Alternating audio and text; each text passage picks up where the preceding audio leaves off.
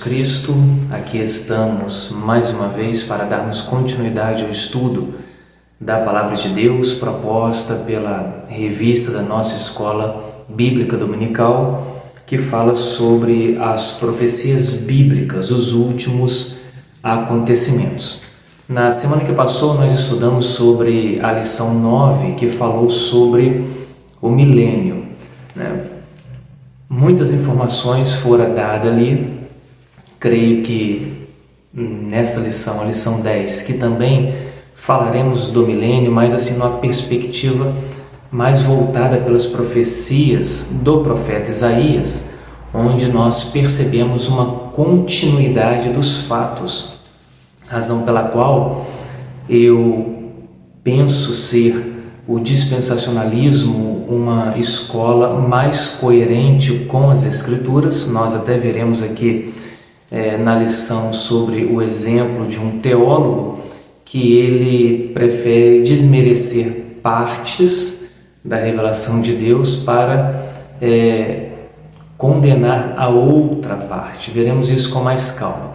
Mas por conta disso, porque tende a trazer muito simbolismo para as profecias. Isso não quer dizer que nós, dispensacionalistas, não cremos nos simbolismos. Aquilo que é para ser interpretado simbolicamente, interpretaremos simbolicamente. Mas aquilo que está claro aos nossos olhos, isso trazemos de uma forma bem literal.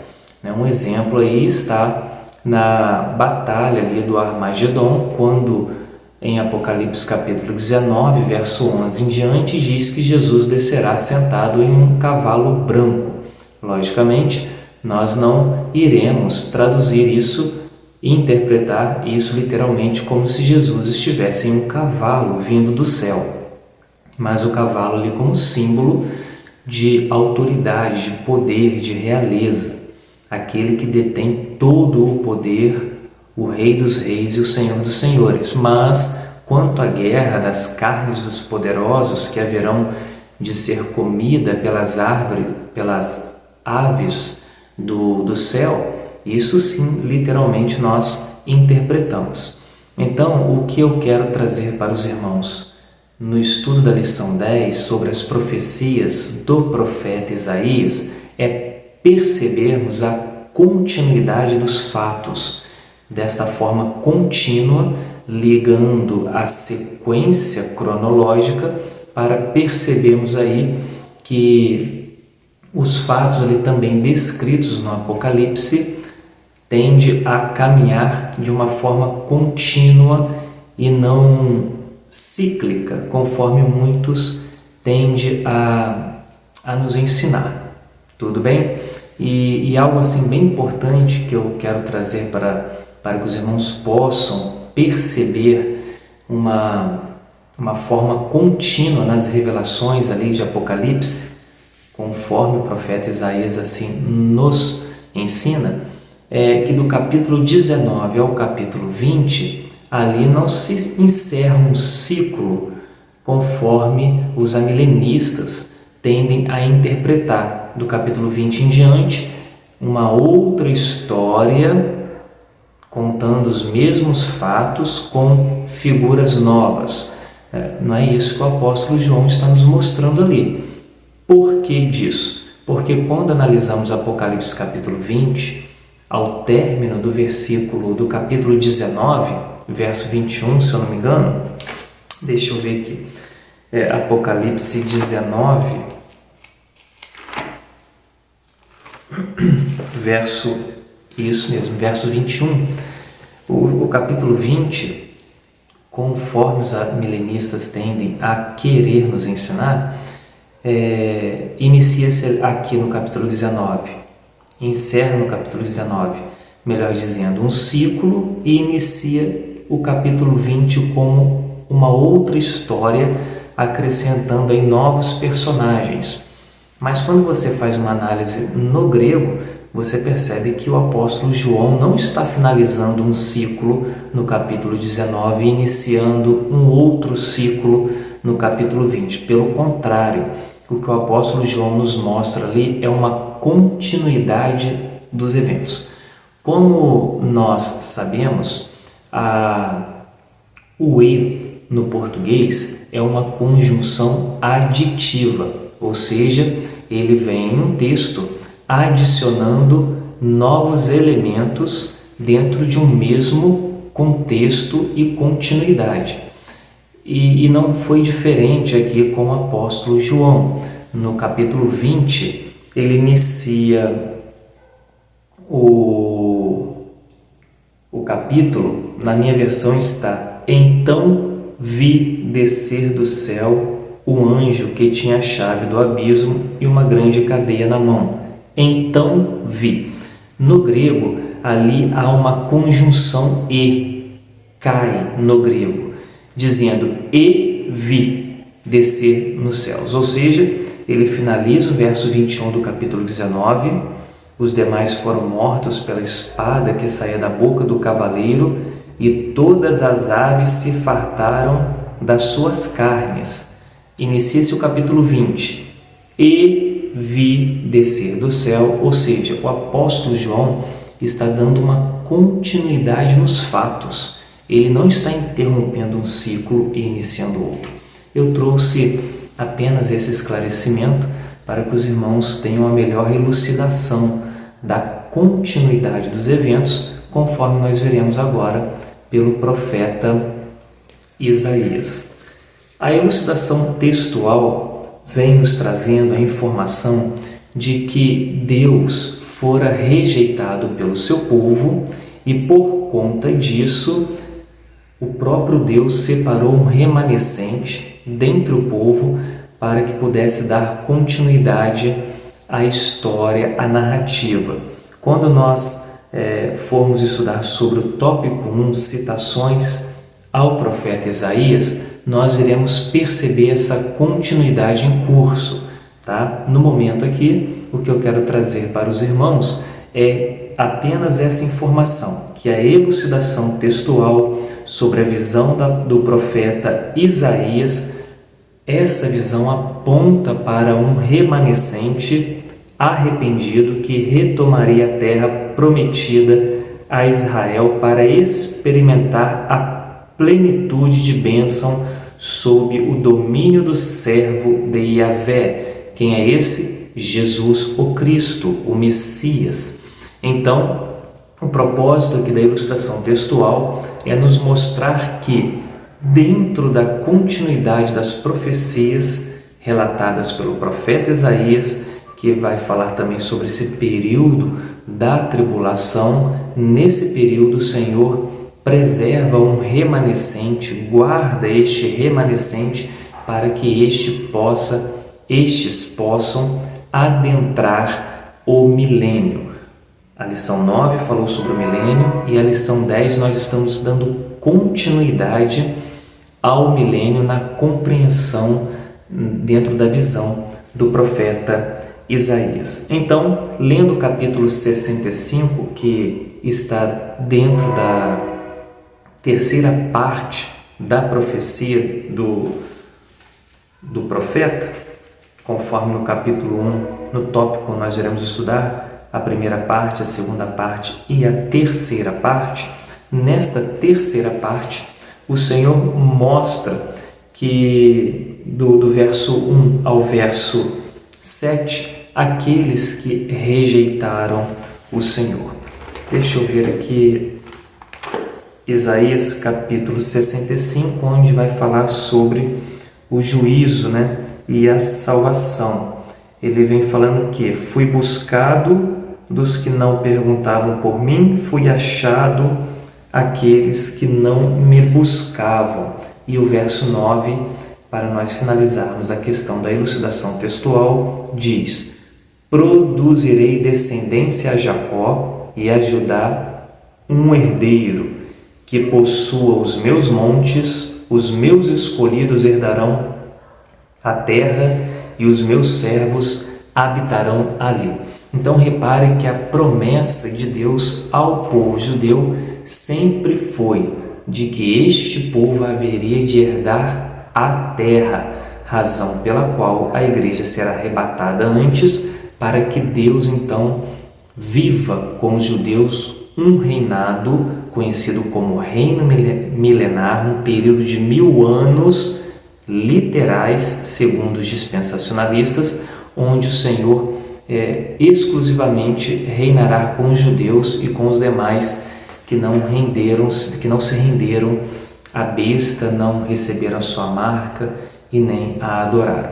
Tudo bem, meus irmãos? Então fica aqui a questão da elucidação textual e essa compreensão sobre a continuidade dos eventos. Pega esta informação que é de suma importância do início do capítulo 20, inicia-se com a conjunção e, ou seja, não termina um ciclo, e sim há uma continuidade nos eventos, agora com a prisão de Satanás no início do milênio. Quanto à introdução, meus irmãos, da nossa revista Lição 10, a profecia de Isaías, o que eu proponho aqui é nós compreendermos as citações e a construção feita pelo profeta Isaías dentro do contexto. Quando você faz a análise dessa construção, perceberá que a construção ela é lógica e os efeitos são contínuos, razão pela qual eu apresentei a compreensão dentro da introdução sobre esta compreensão que nós teremos a partir do tópico 1, onde nós veremos com muita tranquilidade de que esta construção tende a caminhar para os novos céus e a nova terra, em que o profeta Isaías fala a respeito e de que o profeta João também faz a menção ali no capítulo 21 de Apocalipse, sendo aí este mesmo momento e evento na história. Agora, quanto ao milênio, para não ficar bem curto, né, esse tópico sobre a introdução, eu quero trazer um esclarecimento de uma dúvida que houve por parte de uma aluna, se eu não me engano, em uma determinada IEC nossa. Eu não sei qual IEC se trata, mas chegou esta dúvida para que eu pudesse estar assim trazendo uma elucidação aos irmãos. Pois bem, a pergunta feita por esta aluna ou aluno ao professor da escola dominical com relação ao milênio não é do que se trata ou o que acontece no milênio. A pergunta foi: por que 1000 anos? Por que não poderia ser menos anos? Ou até a questão foi: por que não 1 ano e meio? Ou quem sabe, 50 anos, 100 anos de governo, mas por que 1000 anos, conforme as Escrituras aqui nos falam? Pois bem, vejamos que a palavra milênio, ela só aparece em Apocalipse capítulo 20. E nesse capítulo são 6 vezes, se eu não me engano, que aparece a palavra milênio, 6 ou 7. Os irmãos podem estar conferindo aí com a leitura posterior.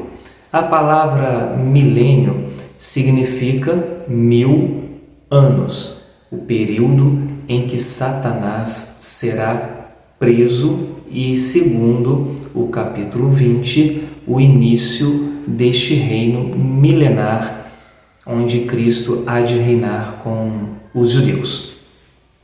Meus irmãos, quando nós analisamos a palavra milênio, e deixa eu trazer um esclarecimento aqui, eu não julgo ser a palavra final, por favor, é apenas uma forma de se compreender aquilo que foi perguntado, ok? A palavra milênio significa 1000 anos e nós, dispensacionalistas, cremos em 1000 anos literais, diferente das demais escolas que creem ser um período de tempo indeterminado, conforme os amilenistas, e também este período de tempo onde a igreja, lembrando que para o pós-milenismo, o milênio também é futuro, onde a igreja impactará tão poderosamente todas as nações da terra que esse período servirá para que o evangelho se expanda e haja uma conversão em massa.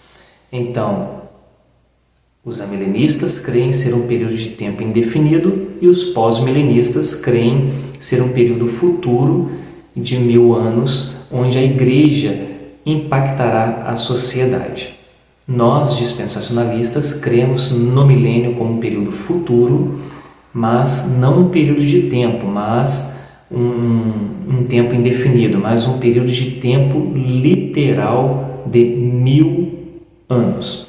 Quando você tenta buscar a compreensão do porquê 1000 anos, uma elucidação que eu quero trazer a vocês e principalmente para o aluno que perguntou sobre isso, é quanto ao número 10. Eu até anotei no papel aqui sobre a questão do número 10 dentro do contexto judaico representar período completo.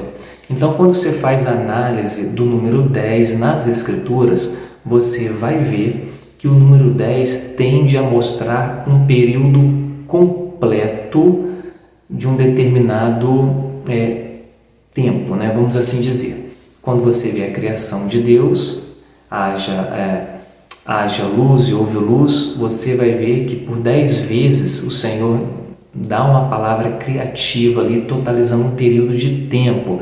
E outros exemplos mais vocês encontrarão aí, sobre as 10 virgens, sobre os 10 mandamentos, sobre os 10 espias, enfim. Há um período de tempo completo. Então, 1000 para o dispensacionalista, conforme as Escrituras assim nos ensina, é que tende a nos mostrar um período completo de tempo onde o Senhor Jesus Cristo irá reinar com os judeus. Lembrando que 1000 também é 10 elevado à terceira potência. Então você coloca 10 vezes 10, 100 vezes 10, 1000, totalizando assim a plenitude de tudo quanto é necessário para um governo. Então será preciso este período de tempo literal para que Cristo possa reinar com os judeus. Lembrando que 10 significa período completo de ordem divina e plenitude humana. E sabendo também que 1000 é 10 elevado à terceira potência. Irmãos, é uma informação que eu trouxe aqui útil para nós compreendermos sobre a pergunta feita pela aluna do porquê 1000. Então, eu penso da seguinte forma: se foi projeto de Deus sempre dar aos judeus a terra como possessão, e em vários momentos da história e profecias diz que de Israel, de Jerusalém sairia o comando, então acredita-se, pelas profecias, de que haverá um momento futuro onde os judeus reinarão com Cristo durante um período de tempo completo, para que a própria nação possa ser exaltada pelo Cristo, que haverá de ser rei sobre todos. Então não teria lógica, depois de 1000, 2000 anos, 3000 anos de existência, ou um período muito grande de tempo onde os judeus vêm sendo massacrados como povo de Deus, humilhados, levado a cativeiro, e uma promessa constante de que de Jerusalém fluiria rios de águas vivas, que o Senhor Deus se assentaria ali no trono de Davi como pessoa física, e que o seu reinado seria um reinado juntamente com os judeus, onde haveria de herdar a terra, dar a terra como possessão, profecias falando a respeito das nações vindo até Jerusalém para adorar este rei, não tem por que pensar ser um período de tempo curto. Então, respondendo à pergunta, por que 1000 anos? Porque é necessário um período de tempo para que o próprio Senhor Jesus Cristo reine com os judeus e cumpra na história humana, por um período de tempo muito grande também, a glória prometida aos judeus, à sua terra, e de que todas as nações viriam até Jerusalém, a capital universal do mundo, para adorar a Deus. E pensando assim, não seria lógico 20 anos, 30 anos, 40 anos, mas sim um período muito grande de plenitude, de um período completo de tempo onde o próprio Cristo haveria de honrar o seu povo, trazendo todas as nações em adoração a Ele naquele local. Tudo bem? Espero aí ter feito na mente dos irmãos ou trazido uma melhor compreensão do que pode ser a razão pela qual ser 1000 anos. Lembrando que, conforme eu sempre coloco aqui na revista, eu nunca trago a palavra final a respeito do assunto, mas sempre digo, pelo que parece, pode ser, visto haver muitos outros estudiosos que pensam diferente. Então, pelo que parece, pode ser que seja desta forma a questão do porquê ser 1000 anos dentro daquilo que a palavra de Deus nos orienta com respeito ao número 10, a plenitude de tempo e o governo de Cristo como Rei dos Reis e Senhor dos Senhores aqui na terra, juntamente com o seu povo, onde ele sempre prometeu que o seu povo teria uma terra e da sua terra sairia o reinado do Messias. Que Deus abençoe a todos, em nome de Jesus Cristo. Bem, meus irmãos, chegamos ao tópico 1 da lição 10, a profecia de Isaías, que fala sobre citações ao profeta Isaías. Quero convidá-lo a poder ler essas lições. Eu trouxe algumas informações aqui a respeito de citações do profeta Isaías em capítulos, quais o capítulo mais citado, enfim. Isso é para que você possa ter conhecimento sobre as citações ali do profeta Isaías. Agora, para uma melhor compreensão das citações que o apóstolo João fez do profeta Isaías, torna-se necessário compreender a estrutura do livro. É isso que eu quero chamar a atenção dos irmãos neste momento, para a compreensão dessa estrutura que caminha para os novos céus e a nova terra. O profeta Isaías ele é dividido em 3 partes, conforme consta na nossa lição, sendo a primeira parte do capítulo 1 ao capítulo 35. Nesta primeira parte, mostra-se claramente a remoção da ordem antropocêntrica, ou seja, o homem até então domina sobre as nações, e mostra-se aí uma remoção deste domínio, pois um novo domínio será estabelecido, que é o domínio teocrático, Teo de Deus, cracia, governo, onde Deus governará, ou seja, o próprio Cristo governará a partir de então. A segunda parte vai do capítulo 36 ao 39, que traz 2 temas de julgamento e libertação. Lembrando que após um grande período de tribulação, haverá então julgamento e libertação do povo judeu, para que este povo agora liberto possa adentrar o reino milenar, que é justamente a terceira parte da profecia de Isaías, do capítulo 40 ao 66, que trata do estabelecimento da nova ordem divina, em que a rebeldia idólatra é punida e o reino universal de bênção e salvação centralizado em Sião, ou seja, teocêntrico, Deus sendo o centro e o governante, então é transformada em realidade pelo servo do Senhor, o servo de Yahvé, Jesus Cristo, o Cristo, né, no Novo Testamento, e o Messias no Antigo Testamento. Agora,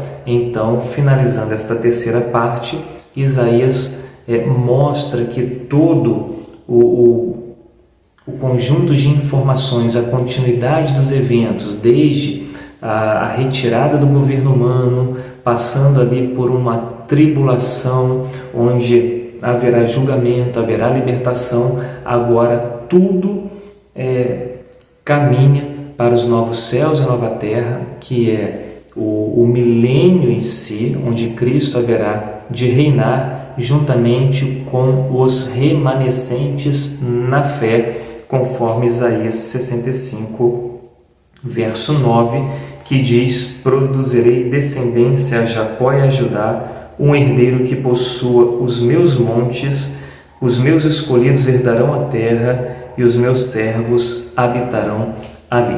Então percebam que há uma continuidade nos eventos das profecias de Isaías, e o apóstolo João toma dessas sequências e destas informações e escreve então o livro das Revelações, que é o livro do Apocalipse. Lembrando que o apóstolo João não lança a mão apenas do profeta Isaías.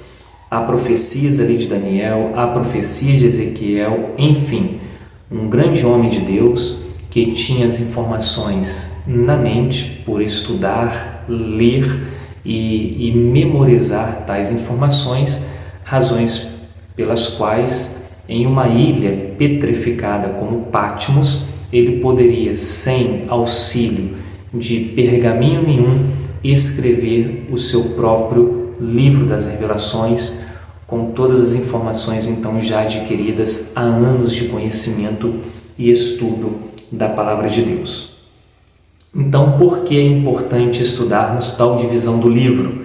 Percebe-se que a porção final da primeira parte, onde se encontram os capítulos 34, verso 1 a 35, verso 10, já aponta para Isaías 65, pois o resumo que se traz desta primeira parte do livro é que a salvação definitiva será realizada por Yahvé por meio de um julgamento universal sobre os seus inimigos e a plena restauração de seu povo e sua terra.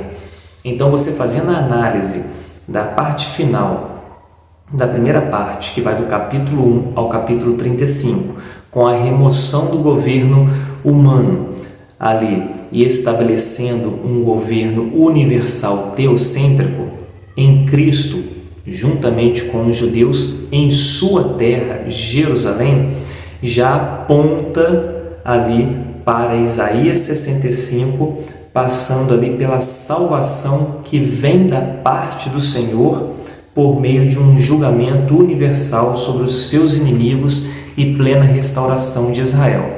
Lembrando que esse juízo universal será pós-tribulação, lembrando ali pelos cálculos, 75 dias depois, Jesus volta para fazer o julgamento das nações, Mateus capítulo 25, Joel capítulo 3, que vai falar sobre ali o vale da decisão, e após esse julgamento, a restauração completa dos judeus como nação e como capital mundial de Deus na terra.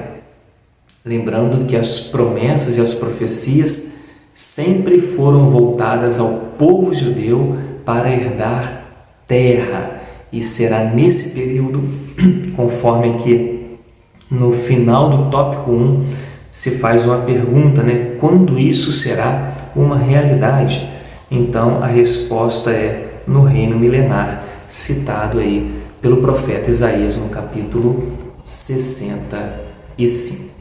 Então, quero convidá-los a estudarem melhor aí as profecias de Isaías, tentar entender essa questão aí das partes e interligar essas partes como a remoção do governo humano, um período de tribulação e julgamento, já apontando para a terceira parte, onde mostra ali a glória, a restauração da nação, do povo, sob um domínio, sobre um comando, sobre um rei, tão somente, que é Jesus, o Cristo, que haverá de reinar com os judeus nesse período milenar, para honrá-los como nação e fazer com que todas as profecias que diz respeito aos judeus se cumpram justamente nesse período.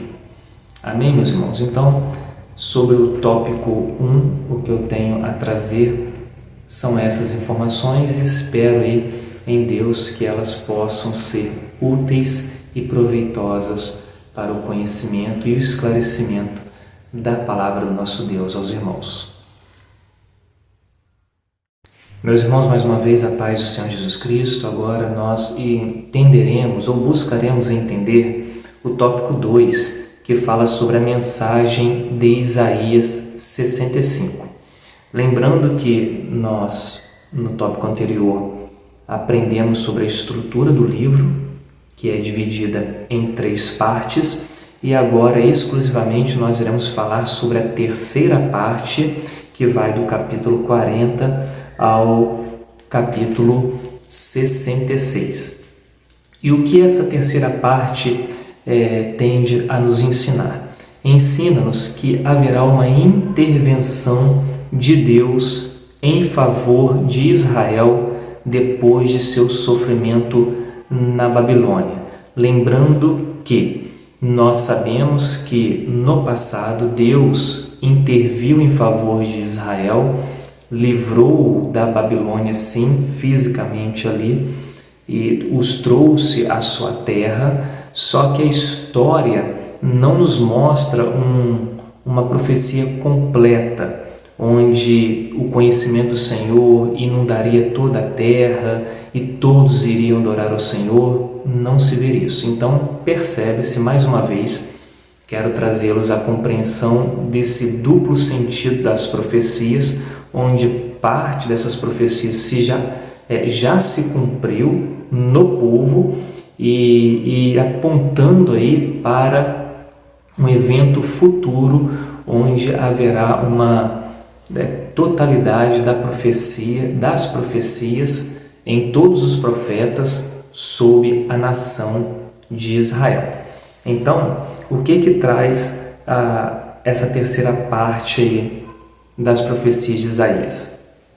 O capítulo 40 ao 48 trata-se da promessa da restauração de Israel. Deus está prometendo, Deus está profetizando, Deus está falando, haverá uma restauração de Israel. Isso é importante porque lá em Atos capítulo 1, quando Jesus pede aos discípulos para que eles pudessem ir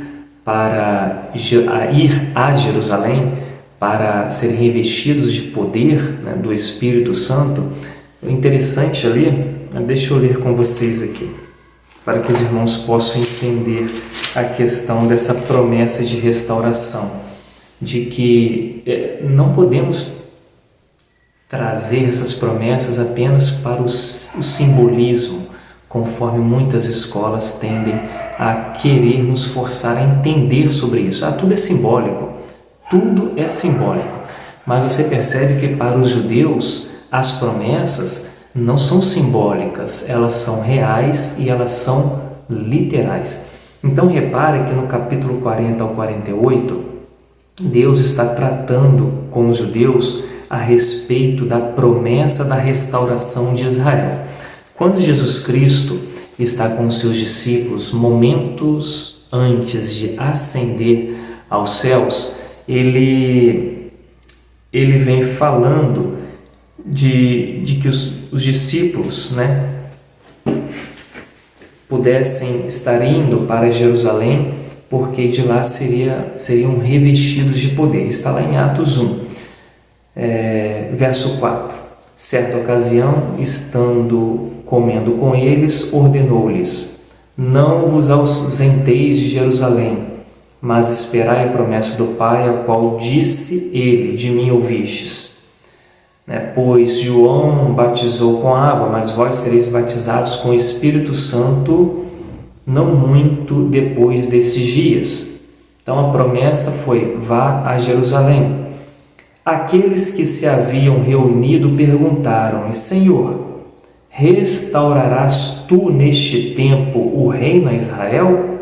E Jesus disse: não vos pertencem saber os tempos ou as épocas em que o Pai estabeleceu. Agora, preste atenção na pergunta do discípulo.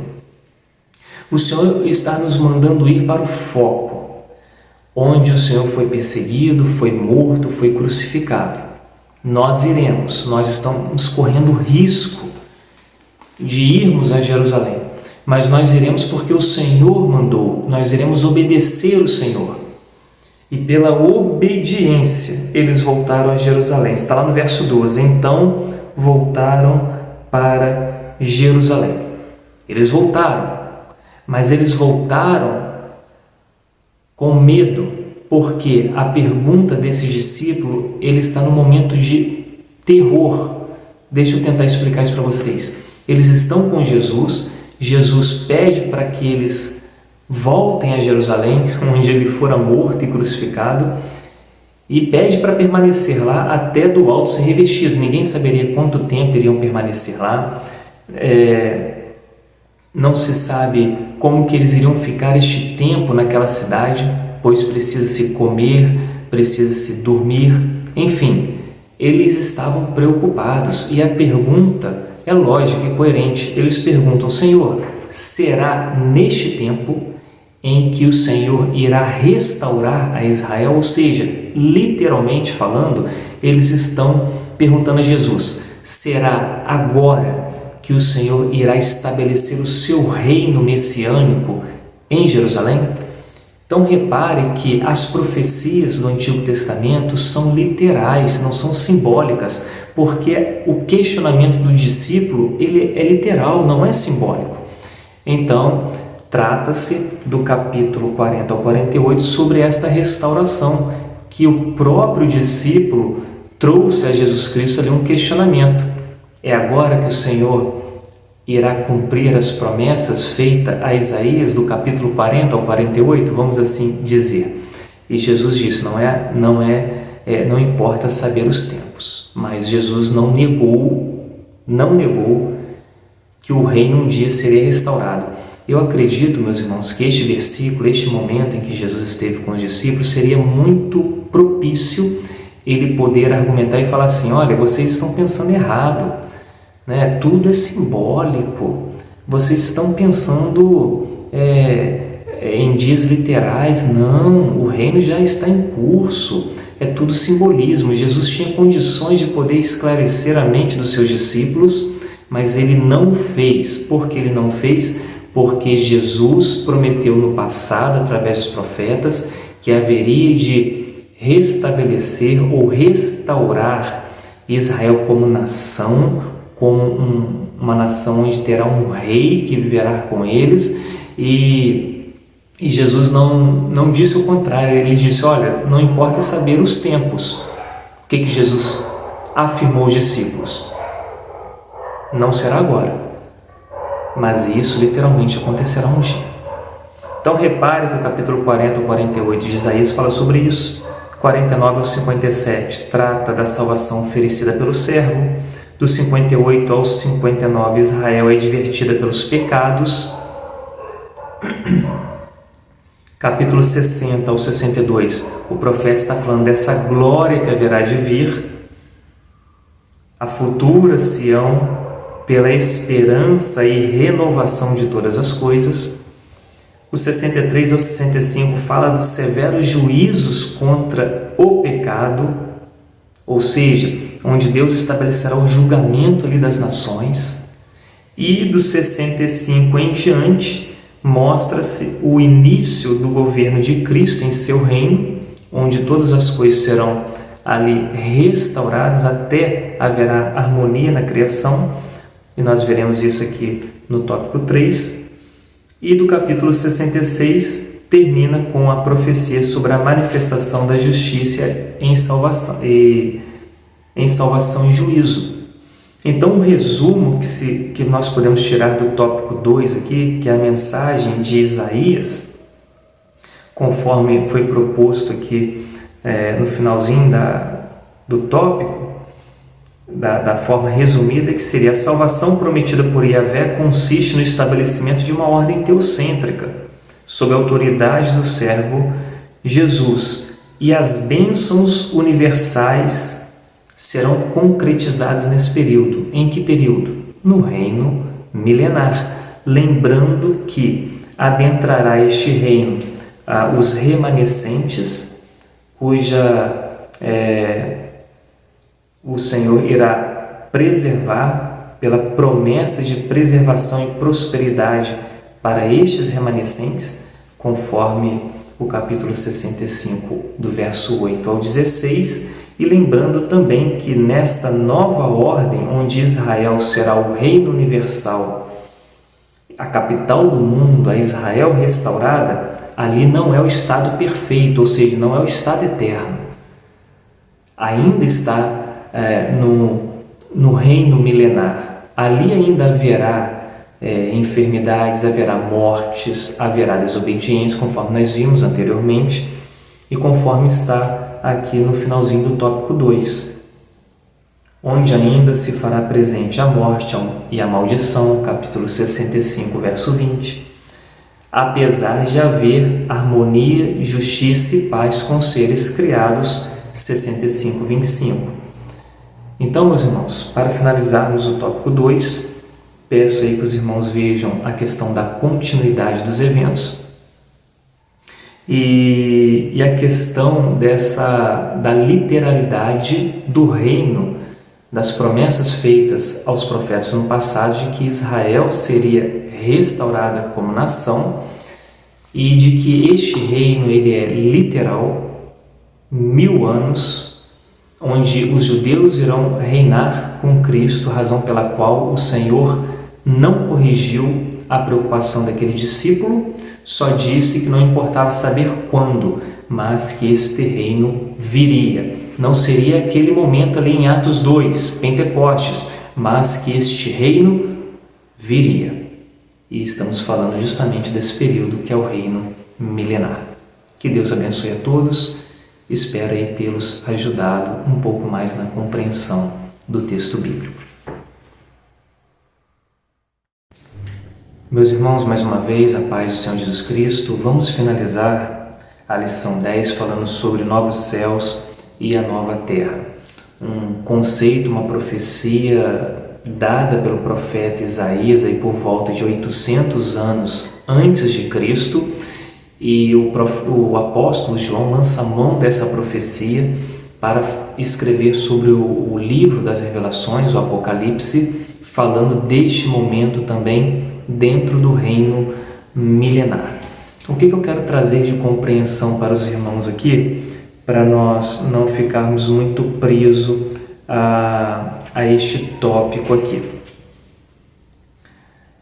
Em outras palavras, enquanto o profeta Isaías falou de condições vastamente melhoradas na terra, em um reino milenar literal, o apóstolo João teria falado do mesmo evento, não o negando, mas expandindo-o a um universo transformado depois de um reino milenar literal na terra, a saber, o estado eterno. Por que eu trouxe essa compreensão aqui? Porque o apóstolo João, ele escreve o Apocalipse lançando mão das profecias do profeta Isaías sobre o novo céu e a nova terra, e aplica isso no capítulo 21 de Apocalipse, mostrando que a realidade da profecia de Isaías sobre um reino milenar, ela se mantém. O apóstolo João não nega esta possibilidade, mas expande esta compreensão, já apontando para um estado eterno, um estado futuro, onde todas as coisas serão por completa santificadas. Ou seja, um estado onde não mais haverá morte, nem pecado, nem desobediência, onde Cristo será tudo em todos. Então, o que o apóstolo João está nos ensinando aqui é que o novo céu e a nova terra, conforme a profecia de Isaías, cabe dentro do reinado milenar de Cristo aqui na terra com os judeus, por conta das profecias de Isaías ainda relatarem pecado, desobediência, morte, mas João agora expande esse conceito, já aplicando uma sequência lógica e cronológica desses eventos de melhoria e perfeição, pois o reino milenar já vai começar a retratar sobre o antigo Éden, onde as pessoas viviam em harmonia com os animais, onde não havia a questão das dificuldades quanto colheitas, estações de ano, tudo funcionava perfeitamente juntamente com a idade que muitos viviam, que eram avançadas. Agora João pega todo este contexto, aplica no livro de Apocalipse, não nega este fato, mas afirma ser assim, e agora ele expande esta compreensão do reino milenar, já apontando para o que acontecia no passado no Éden, dizendo então que agora isso será uma realidade futura, completa, acabada e perfeita. Ok? O capítulo 22 vai falar sobre esse momento aí de Apocalipse, onde a igreja reina com o Senhor nos céus, e o Apocalipse 21 fala ali das nações trazendo glória e honra a Jesus em Jerusalém, conforme as profecias sempre apontaram, estando aí Jesus com a igreja na Jerusalém celeste, sobreposta aí a Jerusalém terrestre. Então, que possamos ter isso em mente. João não desqualifica as profecias de Isaías, pelo contrário, ele afirma ser literal, onde se conclui que será um reino milenar, pois o estado eterno ainda não havia chegado. E uma compreensão que eu quero trazer para os irmãos aqui e nós finalizarmos é quanto aos questionamentos de outras escolas, né?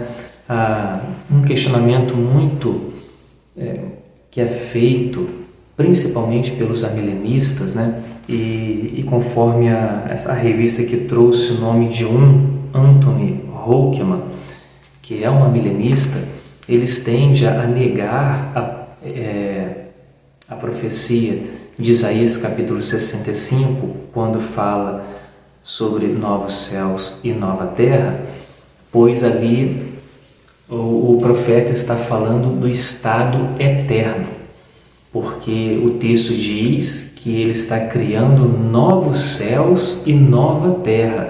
Então não cabe isso dentro do milênio, pois o profeta Isaías está relatando sobre o estado eterno.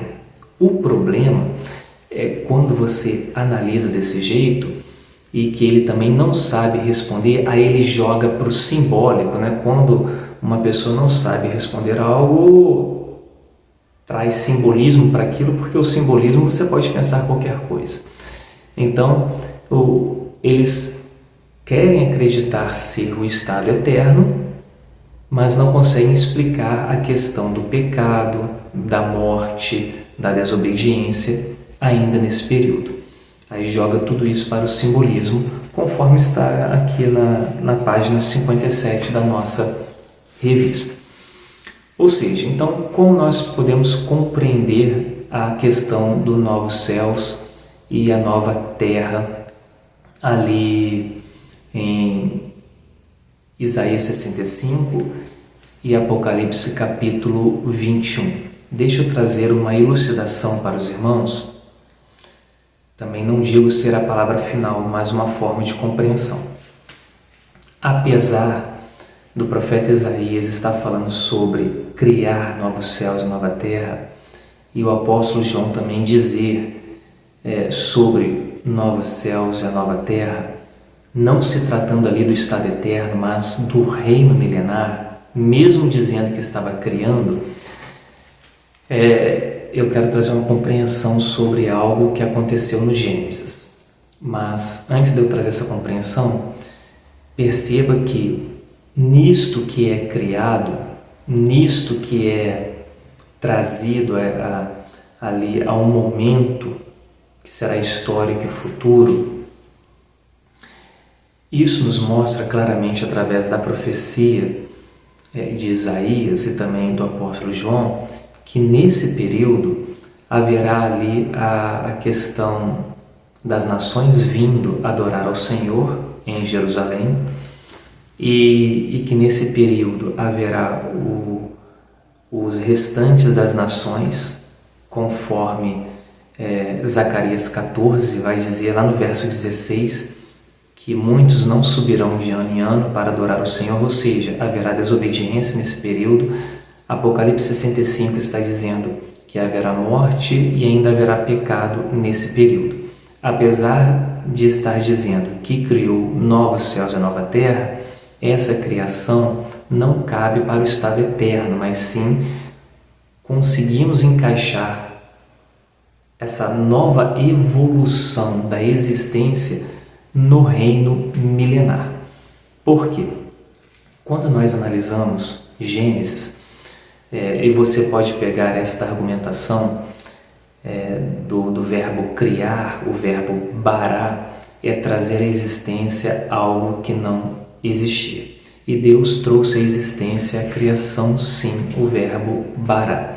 Mas se você fizer a análise de bará, e se eu não me engano é yatzar, que é fazer no hebraico, perceberá no Antigo Testamento que o bará muitas vezes é usado como fazer e o fazer também é usado como bará. Ou seja, o que o Senhor está fazendo ali em Isaías 65, ele está fazendo de algo que já existe. Ele não está trazendo uma nova criação justamente por conta disso. Se eu tenho no texto bíblico bará simplesmente como trazer existência e não tivesse esse verbo usado com o sentido de fazer a partir de algo que já está criado, eu poderia muito bem dizer que a Isaías 65 de fato é uma nova criação.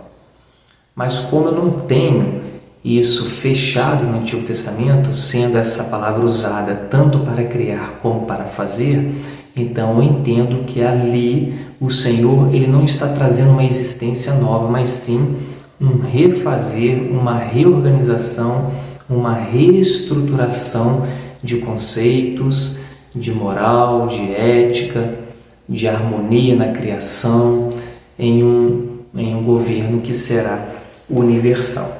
Deixa eu finalizar aqui com os irmãos sobre alguns aspectos deste momento no milênio, para nós, a partir da lição 11, pensarmos a respeito de outro tópico. A doutrina do milênio recai sobre um milênio que será um reino universal, que haverá uma capital universal, um rei também será universal, que é o nosso Cristo.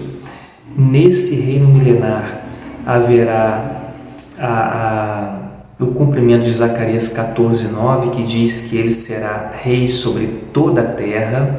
Naquele dia, um será o Senhor e um será o seu nome.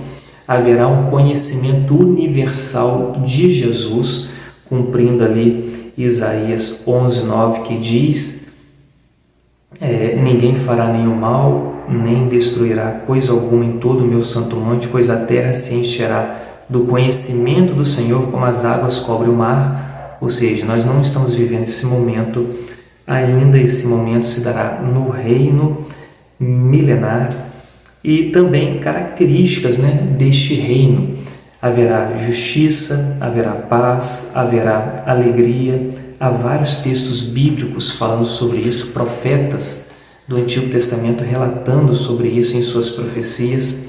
Prosperidade também como nunca houve na terra, não somente prosperidade física, como também material e espiritual. Nesse reino milenar também haverá longevidade, ou seja, pessoas viverão por muitos e muitos anos e poderes especiais, pois o Senhor capacitará todos os que subirem para Jerusalém, a cidade restaurada e glorificada. Isaías 60, 22. Fatos que irão marcar a questão desse reino.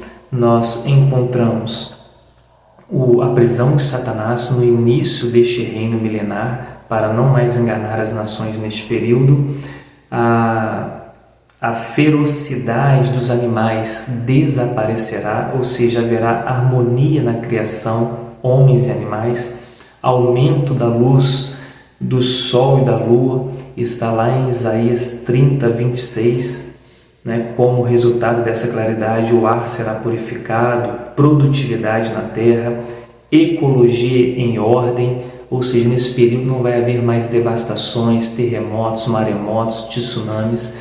O Senhor será rei sobre toda a terra e, juntamente com todos eles, o seu templo reconstruído e o rio do milênio que sairá do templo para abastecer as nações do mundo.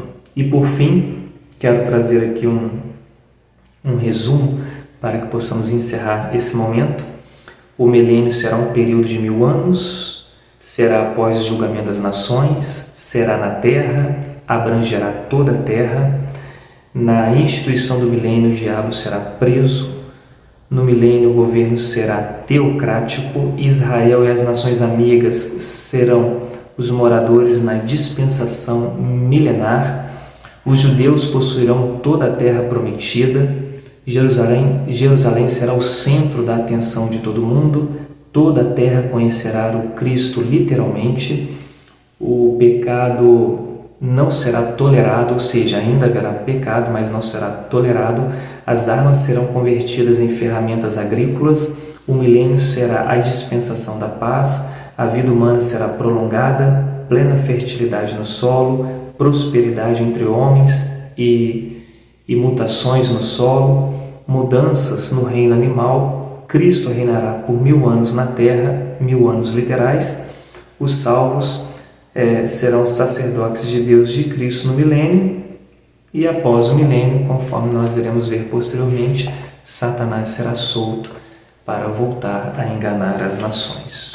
Espero tê-los ajudado na compreensão da lição 10 da nossa revista e que o Senhor possa abençoá-los grandemente na compreensão das Escrituras, lembrando sempre que a possibilidade de se entender desta forma. Se os irmãos procurarem outros conhecimentos, verão outras explicações, mas no que tange a literalidade dos eventos futuros e as profecias em cumprimento ao povo judeu na Terra Santa, tendo um reino próprio onde Deus irá exaltá-los e o próprio Cristo será o Rei dos Reis, se dá apenas com o dispensacionalismo, que é a escola teológica a qual nós cremos e aprendemos. Que Deus abençoe a todos, em nome de Jesus Cristo.